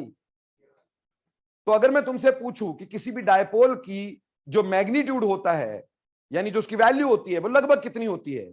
बोलोगे सर एसआई में जानना चाहते हो कि सीजीएस में? मैं बोलूंगा जी एसआई में। बोलना 10 टू पावर माइनस 29 से लेकर के 10 to power minus 30 coulomb metre तक। मैं बोलूंगा नहीं, मैं भूल गया था, मेरे को सीजीएस में चाहिए। तो क्या बोलोगे? 10⁻18 ESU सेंटीमीटर। अब यार बार बार ये लिखना पड़ेगा, तो साइंटिस्ट ने इसको एक यूनिटी बना दिया। साइंटिस्ट ने बोल दिया इसको 1 डेबाय लिखा करेंगे। क्या लिखा करेंगे? 1 डेबाय। तो कहने का मतलब जो 1 डेबाय होता है 1D, that is equivalent to 10⁻18 ESU centimetre. ठीक, अगर इसको आप इसमें लेना चाहते हो ना बेटा कूलम मीटर में, तो ये अप्रोक्सीमेटली 3.33 इंटू 10⁻30 कूलम मीटर के करीब होता है 1 डेबाय। बेटा सीएम सेंटीमीटर नहीं है, यहां पे सी क्या है? कूलम मीटर है, कैपिटल लिखा है मैंने। समझ में आई बात? 1 डेबाय की वैल्यू सीजीएस में इतनी, एसआई में लगभग इतनी। तो ये 1 डेबाय। तो हम क्या करते हैं? डेबाय में निकाला करते हैं जनरली। हम किस में निकालते हैं? डेबाय में। हम बोल देते हैं जी इसका डायपोल मोमेंट 1.2 डेबाय है। अगर मैं बोलूं 1.2 डेबाय, इसका मतलब 1.2 इंटू 10⁻18 ESU सेंटीमीटर, यही मतलब हुआ। तो डेबाय हमने यूनिट की तरह कर लिया यूज। अब जो हमारा डायपोल मूवमेंट है, this will be a vector quantity, isn't it? भैया इसका मैग्नीट्यूड तो देख ही लिया, क्या इसका डायरेक्शन होगा कि नहीं होगा? ऑब्वियसली इसका डायरेक्शन होगा। हम किस साइड लिखेंगे? मोर इलेक्ट्रोनेगेटिव की तरफ। डायपोल को हम ऐसे एरो से शो करते हैं, पूछ कटा एरो। डायपोल को हम ऐसे एरो से शो करते हैं, ठीक, जिसमें जो एरो का हेड है वो मोर इलेक्ट्रोनेगेटिव की तरफ, और कटी हुई पूछ मोर इलेक्ट्रो पॉजिटिव की तरफ। जैसे मुझे यहां डायपोल बनाना है, कैसे बनाऊंगा? बोलो, समझ में आया? मुझे यहां डायपोल बनाना है, कैसे बनाऊंगा? समझ में आई बात? तो dipole is a vector quantity. Dipole is a vector quantity. आज तुम्हें फिजिक्स पढ़ाऊंगा, ठीक, तभी बोलता हूं केमिस्ट्री पढ़ाना सबसे टफ है काके। इसमें फिजिक्स भी आनी चाहिए, इसमें बायोलॉजी भी आनी चाहिए, केमिस्ट्री तो आनी चाहिए, मैथमेटिक्स तो करना ही पड़ता है, और अंग्रेजी भी अच्छी चाहिए यार, है ना जी? कौन सा ऐसा सब्जेक्ट है जो केमिस्ट्री में नहीं आता? सब आता है भाई, सब। आप कोई मर्जी बोल दो, उसका कहीं ना कहीं कुछ ना कुछ दिखेगा तुम्हें। एनी हाउ, तो बेटा ये वेक्टर क्वांटिटी है। तो अगर मेरे को रिजल्टेंट निकालना होगा किन्हीं दो डायपोल्स का, तो मैं पलवा तलवा यूज करूंगा। पलवा तलवा समझते हैं? Parallelogram, law of vector addition, पलवा। Triangular law of vector addition, पलवा, है ना भाई? तो कहने का मतलब अगर मेरे को रिजल्टेंट निकालना है तो मैं फिजिक्स यूज करूंगा। अब ध्यान देना इधर बेटा प्लीज, रिजल्टेंट डायपोल कैसे निकालते हैं? रिजल्टेंट डायपोल, यार चू चू मत करो भाई, गुस्सा आ जाएगा यार। अपने पास ऐसा है, रिजल्टेंट डायपोल निकालना है, दो तरह से निकल सकता है। या तो both dipoles are same, both dipoles are same, या तो दोनों डायपोल सेम हो।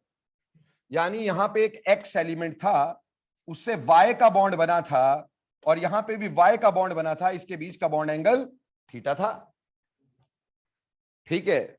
और या फिर ऐसा हो सकता है बोथ डाइपोल्स आर डिफरेंट, दोनों डायपोल डिफरेंट हो। जैसे बेटा एक साइड एक्स है, यहां वाई है, और यहां जेड है, बीच का एंगल थीटा है, ठीक है प्यारे बच्चों। अब अपन इसका रिजल्टेंट निकालेंगे। अगर तो सेम डायपोल हुए तो बेटा इसका रिजोल्यूशन कर लेते हैं। अगर ये वाई, अब मान लो ये डायपोल यू जा रहा है, ठीक है, तो इस साइड को जाएगा इसका साइन कंपोनेंट, क्या लिखोगे? mu साइन थीटा बाय 2, क्योंकि ये लोगे ना भैया एंगल, थीटा का हाफ लोगे कि नहीं? क्यों हाफ लोगे? क्योंकि इस साइड इसका कॉज होगा ना, होगा कि नहीं? तो यहां से यहां का एंगल कितना आया? थीटा बाय 2, और यहां से यहां का भी थीटा बाय 2 आया कि नहीं आया? समझ रहे मेरी बात? अब यहां पे आ गया mu cos थीटा बाय 2। बेटा इस साइड को cos कंपोनेंट, इस साइड को साइन कंपोनेंट, हाँ जी जनाब। अरे वर्टिकल मैंने बनाया ऐसे यार, ये तो कैसे भी साइड को हो सकता है, जरूरी है वर्टिकल होगा? अगर मैं इसको वर्टिकल लेता तो ऐसे टेढ़ी नहीं बनती। हाँ जी, जरूरी है इसमें 90 डिग्री एंगल है क्या? इज इट नेसेसरी इसमें 90 डिग्री एंगल है? बेटा तो 90 डिग्री तो अपने पास हम इस थीटा का लेंगे ना। देखो नहीं समझे तुम बात। अरे भैया मैं इसका रिजोल्यूशन कर रहा हूं, इस थीटा का, तो भैया इसका एक कंपोनेंट ये, एक कंपोनेंट ये होगा कि नहीं? अगर ये टोटल एंगल थीटा, ये थीटा बाय 2 और ये थीटा बाय 2 होगा कि नहीं? तो यहां पे मैं कॉस के लिए कौन सा एंगल लूंगा? 90/2 लूंगा क्या? कि जो एंगल ले रहा हूं वो लूंगा? यहां पे क्या आएगा? थीटा बाय 2 आएगा। समझ में आई? अब इसी तरह से हम अगर इधर लेते हैं, इसको प्रूव भी कर देंगे अपन फिजिकली, इतनी फिजिक्स आती मेरे को। अगर मैं इसका लेता हूं, इसका, तो इसका भी नीचे को आएगा एक कंपोनेंट, कौन सा? mu साइन थीटा अपॉन 2, और इस साइड जाएगा इसका mu कॉस थीटा बाय 2। ये दोनों दोनों ऐड हो जाएंगे और ये कैंसिल हो जाएंगे, एक ऊपर एक नीचे, दो वेक्टर कैंसिल हो जाएंगे। तो रिजल्टेंट mu कितना आया? 2 mu कॉस थीटा बाय 2। तो अगर हमारे पास दोनों डायपोल सेम होते हैं तो बेटा जी 2 mu cos थीटा बाय 2 से इसका क्या निकाल देते हैं? रिजल्टेंट निकाल देते हैं। थीटा जो होता है वो बेटा एंगल इन बिटवीन दिस होगा। बात समझ में आई? अरे क्लियर हो गया? हमेशा ये एंगल 90 थोड़ी होगा यार, जो तुम उसको 90 में ही तोड़ रहे हो। 30 डिग्री का हुआ तो अरे उसी के हिसाब से रिजोल्यूशन होती है, तुम सिर्फ एक ही सोच रहे हो। बेटा रिजोल्यूशन एंगल के हिसाब से होती है। समझ में आई बात? अभी पैरेललोग्राम लॉ लोगे तो क्या उसमें थीटा नहीं लेते हो? ट्रायंगुलर में थीटा नहीं लेते हो? 90 डिग्री लेते हो क्या? फिर लड्डू वाली बात मत करा करो। तो mu resultant is equal to 2 mu cos theta by 2 अगर दोनों सेम हुए। पर अगर दोनों डिफरेंट हुए तो बेटा हम पैरेललोग्राम लॉ लगाएंगे। तो क्या लगाएंगे? Parallelogram law. जैसे मान लो इसको mu1 बोल दिया, इसको mu2 बोल दिया, तो बेटा इसमें mu रिजल्टेंट किसके बराबर? mu1 का स्क्वायर प्लस mu2 का square plus 2 mu1 mu2 cos theta under the. बोलो यही होता है? तो अगर आप बेटा इसको निकालना, इससे भी तो निकाल सकते हैं। इसको निकालना तो इससे भी तो निकाल सकते हैं। तब क्या तुम्हारा 90 माइनस थीटा आएगा? बोलो, करो प्रूव अब। अरे कहां लड़ोगे यार मेरे साथ? एनी हाउ, अब देखो बेटा, अगर हमारे पास दो अलग अलग, सिंपल बात समझो, दो अलग अलग हुए तो आप पैरेललोग्राम लॉ लगा देना। दो सेम हुए तो 2 mu cos थीटा बाय 2 लगा देना, या फिर इसी में डाल देना। उससे मेरे को कोई फर्क नहीं पड़ता है। चाहे इसमें भी आप दोनों सेम ले लो, रिजल्ट तो वही रहना है। ये रिजोल्यूशन जो होती है पैरेललोग्राम का छोटा पार्ट ही तो होता है। ये पैरेललोग्राम को शॉर्टकट में लिखने का तरीका होता है। समझ में आई बात? तो बेसिकली आप चाहे ये यूज करो, ये यूज करो, पर मैंने सिंपलीफाई कर दिया। अगर दो वेक्टर सेम होंगे तो सीधे 2 mu cos थीटा बाय 2 से निकाल देना रिजल्टेंट। अगर दोनों अलग अलग होंगे तो क्या होगा? पैरेललोग्राम लॉ लगा देना। अब एक बात बताओ, जैसे मेरा थीटा बढ़ता जाएगा तो mu रिजल्टेंट क्या होगा? छोटा होता जाएगा कि नहीं? क्योंकि cos थीटा की वैल्यू उस हिसाब से चलेगी। cos का टेबल आता है ना भाई? cos 90 क्या होता है? क्या बात है? cos 60 क्या होता है? 120। एनी हाउ, सो यहां पे आप थीटा भर सकते हो बेटा। cos इसका मतलब है थीटा जितना दो वेक्टर्स के बीच में जितना ज्यादा एंगल होता जाएगा उसका रिजल्टेंट उतना कम होता जाएगा। जितना एंगल बढ़ता जाएगा उसका रिजल्टेंट कम होता रहेगा। अगर एंगल 60 डिग्री है, रिजल्टेंट थोड़ा ज्यादा, अगर 90 डिग्री है थोड़ा कम, 120 और कम, 180 जीरो। समझ में आती बात मेरी? ठीक। तो जैसे आपका एंगल बढ़ता रहेगा, रिजल्टेंट डायपोल मूवमेंट कम होती रहेगी, पहले से दिमाग में डाल के रखना। अभी फटाफट समझो कि मैंने क्या समझाया अभी तक। मैंने बोला डायपोल मूवमेंट क्या होती है, बोला dipole movement is measure of polarity. किसी मॉलिक्यूल की पोलैरिटी का मेजर डायपोल मूवमेंट होता है। उसका मैग्नीट्यूड कितना होता है, बोला उसका मैग्नीट्यूड अगर हम एसआई में लेंगे तो 10⁻³ कूलम मीटर के करीब करीब, और अगर सीजीएस में लेंगे 10⁻18 ESU सेंटीमीटर के करीब, विच इज 1 डेबाय। ठीक, 1 डेबाय 10⁻18 ESU सेंटीमीटर के बराबर होता है, या 3.33 इंटू 10⁻30 कूलम मीटर के बराबर होता है। ठीक, फिर मैंने बोला कि इसका resultant it is a vector quantity, क्योंकि इसका डायरेक्शन भी है और इसका मैग्नीट्यूड भी है, तो वेक्टर की तरह ही इसको सॉल्व करेंगे। तो मैंने कहा कि इसको वेक्टर एडिशन के लॉज लगाने हैं। ठीक, वेक्टर एडिशन के लॉ लगाने हैं। आप पैरेललोग्राम लॉ लगा लो, उससे आपके पास आ जाएगा दो अलग अलग है, तो mu1 का स्क्वायर प्लस mu2 का square plus 2 mu1 mu2 cos of theta under the root. बोलो क्लियर? और वहीं पर अगर मैं इधर आ जाता हूं सेम में, वो यहीं से निकाल के रखा हुआ है बेटा। ठीक, that is mu2 mu cos theta by 2। Clear हो गया? अब ये तो हमने पढ़ लिया डायपोल मूवमेंट है क्या, पर डायपोल मूवमेंट पढ़ के हमने कद्दू में तीर मारा कहां? क्या पढ़ना चाह रहे हैं हम लोग, क्या वजह हम डायपोल मूवमेंट पढ़े? देखो बेटा, डायपोल मूवमेंट पढ़ने से हमें पोलैरिटी का समझ में आएगा। हमें क्या समझ में आएगा? पोलैरिटी का समझ में आएगा कि कोई मॉलिक्यूल पोलर है, कितना पोलर है। तो चलो अभी करते इसकी एप्लीकेशन। जरा थोड़ा ध्यान देना, इधर टाइम थोड़ा है, काम ज्यादा है, इसलिए पूरा ध्यान यहां होना चाहिए। Applications of dipole movement, applications of dipole movement. देखो बेटा, डायपोल मूवमेंट की जब हम एप्लीकेशन की बात करते हैं तो मॉलिक्यूल की पोलैरिटी तो चलो अपन बाद में देखेंगे। सबसे पहले हम इससे निकालेंगे रिजल्टेंट, सबसे पहले निकालेंगे परसेंटेज आयनिक कैरेक्टर। क्या निकालेंगे?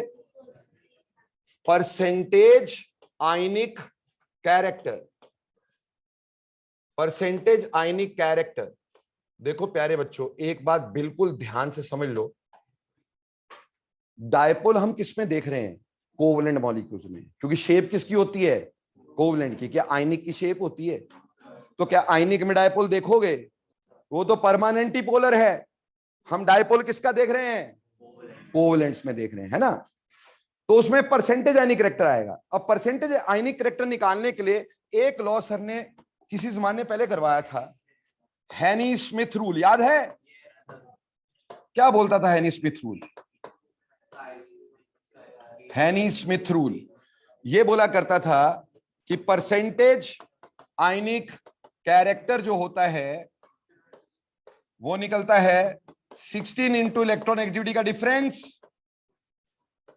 प्लस 3.5 इंटू इलेक्ट्रॉन एक्टिविटी के डिफरेंस का होल स्क्वायर। बोलो ये याद है? स्वा याद है तुम्हारे को? अभी याद करवाया मैंने। तो परसेंटेज आयनिक कैरेक्टर हैनी स्मिथ रूल से होता है 16 इंटू इलेक्ट्रॉन एक्टिविटी का difference plus 3.5 into electron activity difference का स्क्वायर। ठीक है, ये तब जब हमें इलेक्ट्रॉन एक्टिविटी का डिफरेंस दिया हो। अब इलेक्ट्रॉन एक्टिविटी का डिफरेंस ही नहीं दिया भाई। ठीक, अब निकालेंगे परसेंटेज आयनिक कैरेक्टर। देखो बेटा, ये भी बताया था कि ये रूल अप्रोक्सीमेट सा होता है, ये एग्जैक्ट वैल्यूज नहीं देता, इसमें पॉलिंग स्केल से निकाला गया है, और पॉलिंग स्केल फ्लोरीन के हिसाब से होता है। तो फ्लोरीन के हिसाब वाले कंपाउंड्स का तो लगभग सही दे देगा, लेकिन किसी और के साथ इतना सही नहीं भी देगा। तो ये अप्रोक्सीमेट सा रूल होता है। तो हमने यहां से निकाल लेना। कैसे निकालना प्लीज पूरा ध्यान देना, क्वेश्चन टेस्ट में पक्का और क्वेश्चन कॉम्पिटिशन में भी पक्का, 101%। ठीक, देखो बच्चे, परसेंटेज आयनिक कैरेक्टर जब हम इससे निकालते हैं, किससे? ये डायपोल मूवमेंट से। ये निकालेंगे mu observed divided by mu of 100% ionic bond into 100। हमारा ऑब्जर्व डायपोल मोमेंट कितना है मॉलिक्यूल का, बॉन्ड का ऑब्जर्व डायपोल मोमेंट कितना है, और अगर वो 100% आयनिक होता तो उसका डायपोल मोमेंट कितना होता, ठीक, और इनटू 100। ये फॉर्मूला अप्लाई करना है to calculate percentage ionic vector. बिना करवाए आएगा नहीं, इसलिए थोड़ा इधर ध्यान देंगे, सारे बच्चे समझ लेना है ना। आपको एक क्वेश्चन दे दिया मैंने, अब क्वेश्चन क्या दिया, बोला a molecule HX, a molecule HX have dipole moment of 1.2 debye and bond length of 100 picometers, bond length of 100 picometer, ठीक। Find percentage ionic character of HX, ठीक है जी। अब ध्यान से देखना कैसे करना है। देखो प्यारे बच्चों, हमें ये जो दिया होगा ये ऑब्जर्व्ड डायपोल मोमेंट है ना, जो दिया है वो वही है जो ऑब्जर्व किया हमने। तो यहां mu ऑब्जर्व्ड जो दे रखा है वो 1.2 डेबाए है, ठीक है। और हमें जो d यानी डिस्टेंस यानी बॉन्ड लेंथ वो दिया है 100 पिकोमीटर। 100 पिकोमीटर मतलब 100 इंटू 10⁻⁻10 सेंटीमीटर। अरे मीटर में 10⁻⁻12 होता है, सेंटीमीटर में 10⁻⁻10 हो जाएगा। इतने की इंटेलिजेंट हो कि नहीं? अगर पिकोमीटर को मीटर में लिखते तो 10⁻⁻12 लिखते, सेंटीमीटर में लिखोगे 10⁻⁻10 कितना आ जाएगा, 10⁻⁻10 आ जाएगा। तो डी की वैल्यू कितनी, 10⁻⁸ सेंटीमीटर हो गया। बोलो यहां तक क्लियर? अब हमें ये तो पता चल गया, हमें निकालना ये। अब मैं निकालना चाहता हूं कि mu 100% कितना होगा। mu 100% का मतलब अगर ये बॉन्ड 100% क्या होता, आयनिक, यानी पूरा इलेक्ट्रॉन ही चला गया होता।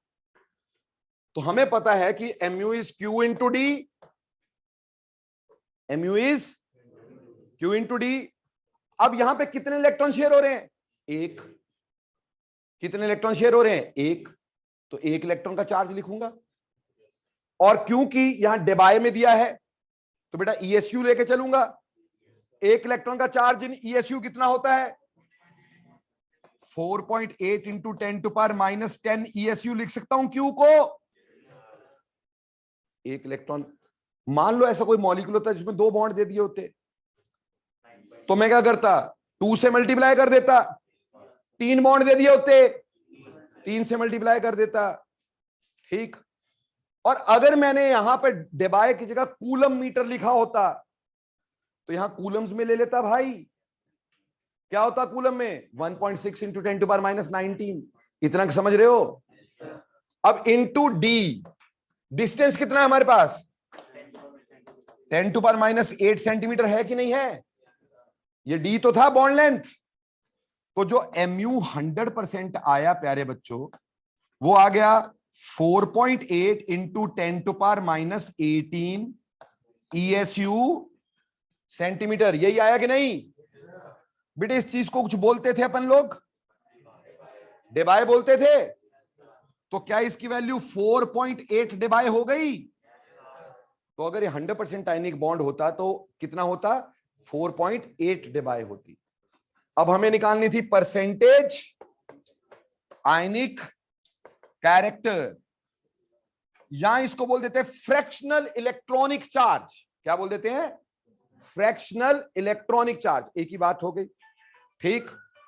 फ्रैक्शनल इलेक्ट्रॉनिक चार्ज बोल दो, और चाहे आप परसेंटेज आयनिक कैरेक्टर बोल दो। तो परसेंटेज आयनिक कैरेक्टर 4.8 डिवाइड, ठीक, ये 100% है, तो ऊपर क्या लिखना है, ऑब्जर्व्ड, ऑब्जर्व्ड इज 1.2 डिवाइड, ठीक, और ये 4.8 डिवाइड इंटू 100, बोलो क्लियर। आंसर कितना आया, बोलो आंसर 25% आया कि नहीं आया, एनी डाउट्स। तो जब परसेंटेज आयनिक करेक्टर निकालते हैं, ठीक, इसको फ्रैक्शनल इलेक्ट्रॉनिक चार्ज भी बोला जा सकता है, ठीक।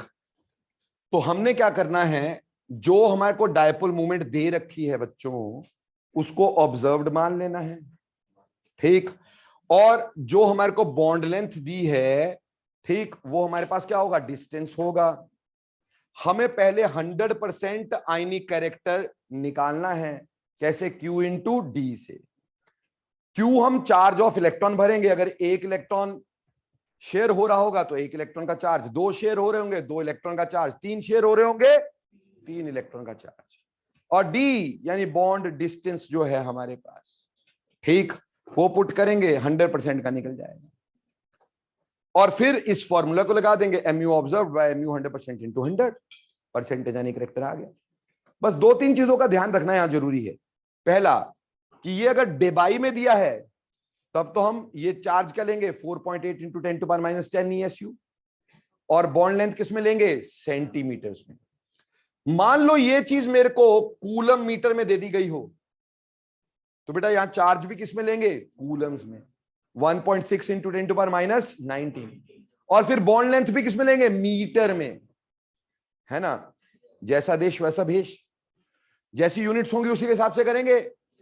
तो कूलम मीटर में दिया होगा तो कूलम मीटर में निकालेंगे, डेबाई में दिया होगा तो अपन डेबाई में निकाल देंगे, ESU में निकाल देंगे। बोलो क्लियर, इससे सारा सॉल्व हो जाएगा, परसेंटेज आयनिक कैरेक्टर सामने आ जाएगा। बोलो क्या निकाल सकेंगे ऐसे परसेंटेज आयनिक कैरेक्टर? किसी को किसी तरह की परेशानी दिक्कत कोई नहीं, डन टेना डन है। तो ऐसे परसेंटेज आयनिक कैरेक्टर आप निकाल सकते हैं, फ्रैक्शनल इलेक्ट्रॉनिक चार्ज आप इससे निकाल सकते हैं। किसी भी कोवलेंट मॉलिक्यूल के अंदर कितना फ्रैक्शनल चार्ज है बड़ी आराम से आपको पता चल जाएगा।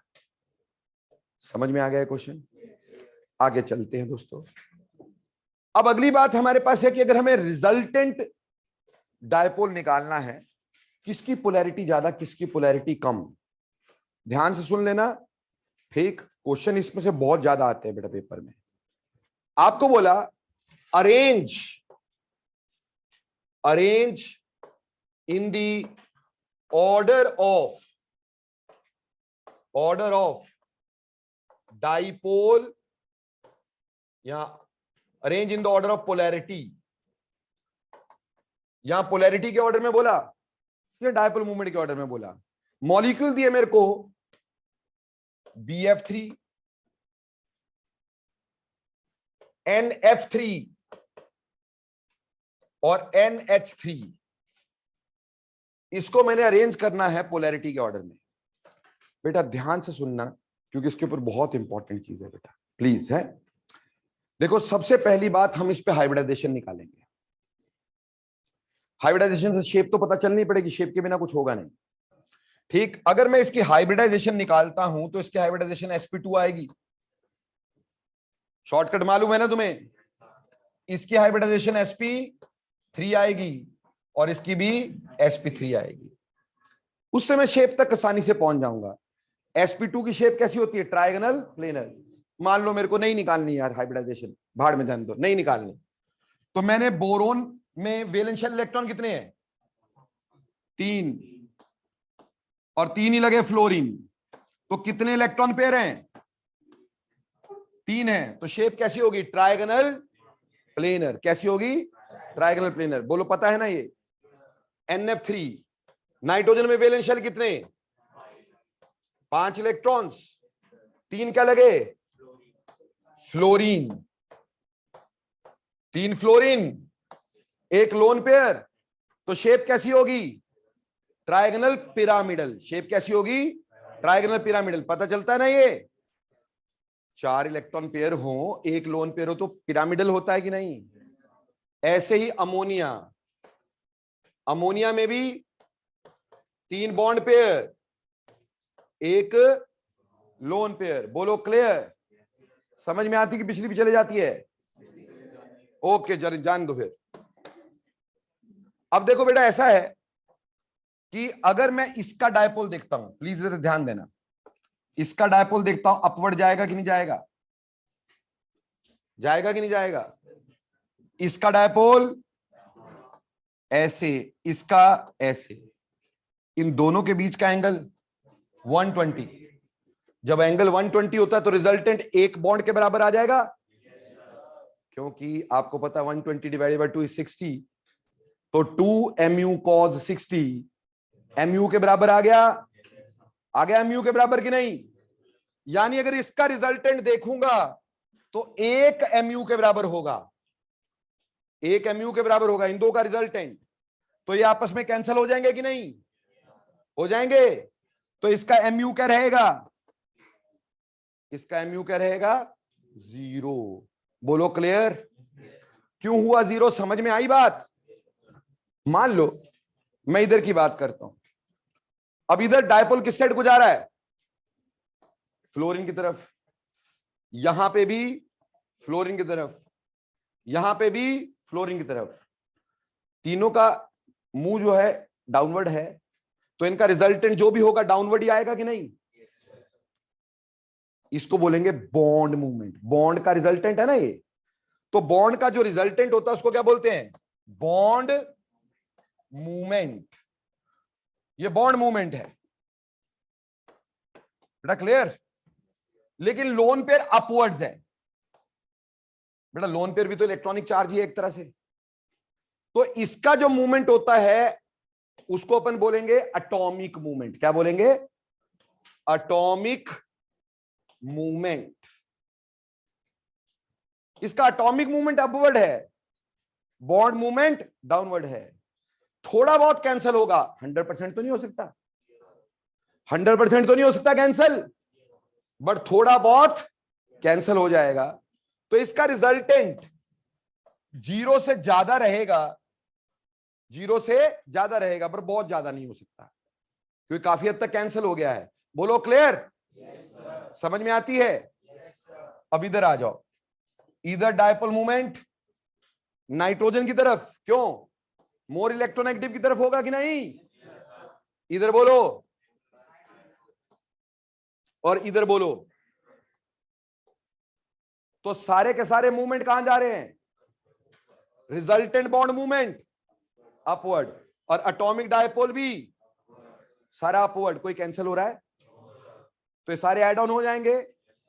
तो mu is very greater than 0। बोलो कौन ज्यादा पोलर? क्या NH3 ज्यादा पोलर हो गया कि नहीं? उसके बाद और सबसे कम? बोलो समझ में आया कि नहीं आया? एक बारी और बताता हूं, ठीक? कोई और मॉलिक्यूल लेके पहले बोलो ये समझ में आया? बेटा ये क्वेश्चन 200% पेपर में आएगा कि NH3 और NF3 में से ज्यादा पोलर कौन और क्यों।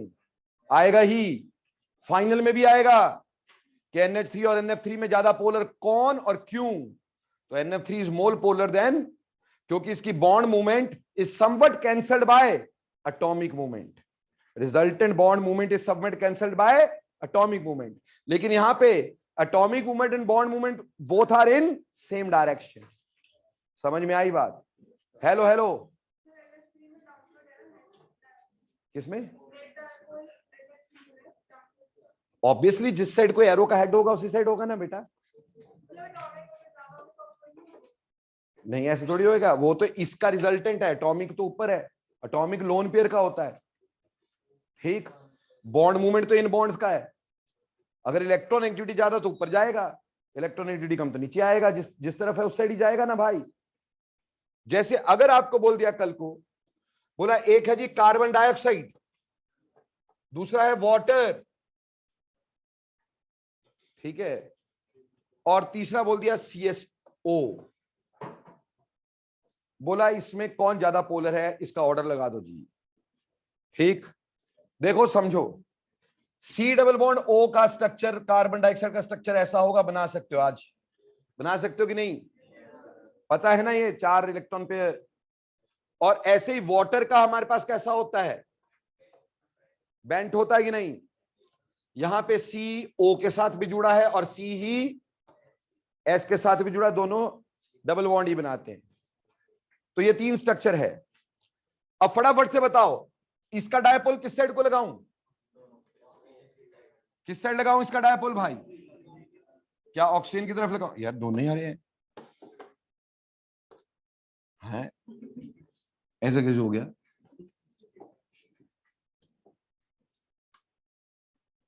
ऑक्सीजन की तरफ, इसका किसकी तरफ? तो नेट में क्या हो जाएगा, mu0 होगा कि नहीं होगा? इसका डायपोल बोलो किस साइड, ऑक्सीजन की तरफ। इसका कहां, और इसके लोन पेयर भी ऊपर ही है, तो सारा डायपोल अपवर्ड, एटॉमिक डायपोल भी अपवर्ड, कोई कैंसिलेशन तो नहीं। तो mu इज ग्रेटर देन 0। बोलो क्लियर। इसमें डायपोल इस साइड को, इसमें डायपोल इस साइड को। पर जितना ऑक्सीजन खींच सकता है क्या उतना सल्फर भी खींचेगा? तो क्या ये बराबर हो सकता है? तो कैंसल होगा, लेकिन क्या पूरा हो जाएगा? तो इसका mu अप्रोक्सीमेट 0 बट नॉट। बोलो किसकी पोलैरिटी ज्यादा? उसके बाद CSO, उसके बाद बोलो समझ में आता है? एक क्वेश्चन पूछना चाहता हूं, बड़ा मन कर रहा है। देखना भाई, क्वेश्चन दिया तुम्हारे को, बोला कि dipole movement of CX bond is 1.5 dBi. Dipole moment of CX bond is 1.5 dBi. Find the resultant dipole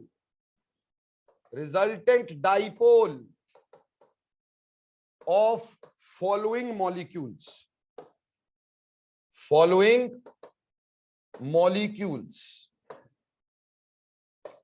ठीक, हमारे पास एक मॉलिक्यूल दिया गया ऐसे,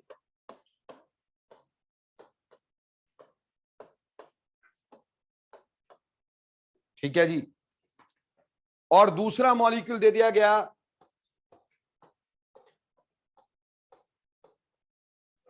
चूं नहीं करोगे तो ज्यादा अच्छा लगेगा मेरे को यार। इन दोनों का रिजल्टेंट डायपोल पूछा है। कितना सौखा क्वेश्चन है। अपने को यह पता है कि इसका डायपोल जो है वो 1.5 dBi है कि नहीं? इसका डायपोल, इसका निकालना रिजल्टेंट। इन दोनों के बीच में बॉन्ड एंगल कितना आया? 120 आया कि नहीं आया? ये तो समझ में आता है 120 कैसे आया। हेक्सागन के 2 पार्ट हैं, 120 का रिजल्टेंट, इसका रिजल्टेंट 1.5 आया कि नहीं आया? कैंसिल हुआ कि नहीं हुआ? mu क्या आया? इसका बोलो आंसर। इसका इससे ये कैंसिल, ठीक है जी। और इसका बॉन्ड एंगल कितना? 120 डिग्री। तो रिजल्टेंट कितना आएगा? 1.5। तो इसका आंसर 1.5 dBi आया कि नहीं? समझ में आया? करवाओ जरा अपने दोस्तों से सॉल्व। नहीं कर पाएंगे, श्योर है? बोलो क्लियर, बोलो क्लियर। ये कैंसिल हो गया, इसका रिजल्टेंट निकाल दिया। अरे वो तो दिया ही हुआ है हमारे को, एक्स वैसे ही इलेक्ट्रोनेगेटिव ज्यादा होता है। क्लियर? Any doubts? समझ में आया कैसे देखने का? एक छोटा सा क्वेश्चन और देता हूं, अब तुम्हारे से पूछूंगा, ठीक है? दोगे जवाब मेरे को? तुम्हारी ऐसी की तैसी। मेरे पास, यार चूचू नहीं करो यार, इसको बोलते हैं para dichloro benzene. Para position होती है 1 और 4, दूसरा है मेरे पास, यार देखो चू चू करोगे ना गुस्सा आ जाएगा फिर यार।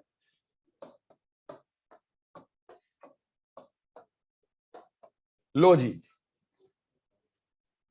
मेरे को बोला इसमें ऑर्डर ऑफ डायपोल मूवमेंट लगाना है, लगाओ। कौन ज्यादा डायपोल वाला पहले वो बताओ, किसका कम वो बताओ। इसको बोल दिया ortho dichloro, sorry para dichloro benzene. बेटा 1,4 पोजीशन को पैरा बोलते हैं। ये होगा मेटा डाइक्लोरो बेंजीन, और ये होगा ऑर्थो डाइक्लोरो बेंजीन। बोलो भाई कौन ज्यादा कौन कम। इसमें एंगल कितना, इसमें 120, इसमें वैसे ही कैंसल। तो इसका एमयू, इसका एमयू कुछ वैल्यू निकाल सकते हो ना, है ना, जो भी वैल्यू होगी इसका भी निकाल सकते हो। तो हमें ये अच्छे समझ में आता है कि ऑर्थो वाला ज्यादा, देन मेटा वाला, और लास्ट में कौन सा, पैरा वाला। बोलो क्लियर। पर कहानी यहां खत्म नहीं होती बेटा, नेक्स्ट टाइम इससे आगे लेके चलूंगा तुम्हारे साथ, और वो चीजें भी बताऊंगा जो यहां किसी को पता नहीं होंगी। ठीक, आपको ये भी बताऊंगा कहां पे पैरा सबसे ज्यादा पोलर हो जाता है। लोग सिर्फ यही बताते जी पैरा सबसे कम पोलर, मैं तुम्हें ये बताऊंगा पैरा सबसे ज्यादा पोलर कहां होता है। ठीक, तो अभी टू बी कंटिन्यूएड है ये डायपोल मूवमेंट, अगली क्लास में कंटिन्यू करेंगे अपन, पर पेपर में क्वेश्चन आएंगे वो आप कर सकते हैं। सो थैंक्स अ लॉट, मिलते हैं नेक्स्ट टाइम।